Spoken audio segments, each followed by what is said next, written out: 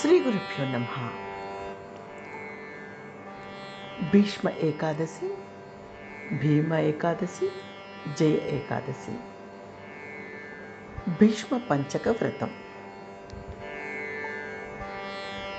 మాధవ ప్రీతికరమైన ఈ మాసంలో వచ్చే ఏకాదశి విశిష్టమైనది. భోజన ప్రియుడైన భీముడు కూడా ఈ పవిత్ర ఏకాదశి నాడు ఉపవాసాన్ని ఆచరించడం వల్ల దీనికి భీమ ఏకాదశి అని పేరు వచ్చింది. అంతేకాక చతుర్విధ పురుషార్థాలను కలుగ చేసేది కాబట్టి దీనిని జయ ఏకాదశి అని కూడా వ్యవహరిస్తారు.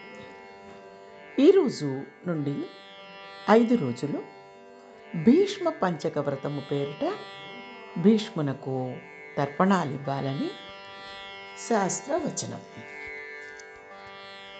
ఇక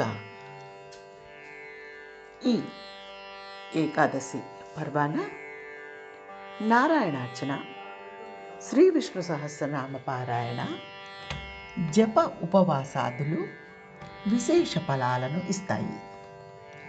భీష్మ నిర్యాణంతరం వచ్చిన ఏకాదశి కనుక ఈ భాగవత శిఖామణి పేరున ఈ ఏకాదశి భీష్మ ఏకాదశి అని పిలుస్తారు.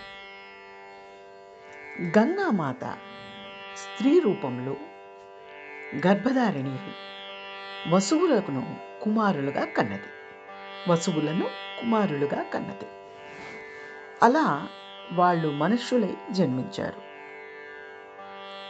జలరూపంలో ఆమె వాళ్ళను మళ్ళీ తనలోకి తీసేసుకున్నది.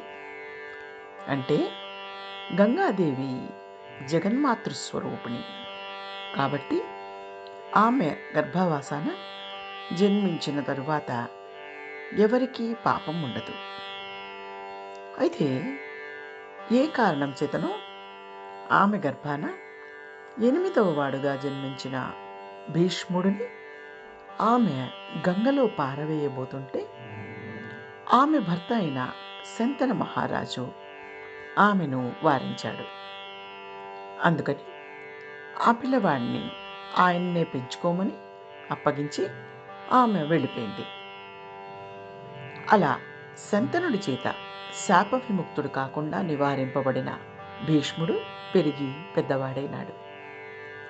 ఆయన బోధించిన విజ్ఞాన సంపద, ఆయన బోధించిన ప్రతి వాక్యము అనాది కాలం నుంచి వచ్చినటువంటి సత్యానికి అతి సన్నిహితంగా ఉంటుంది.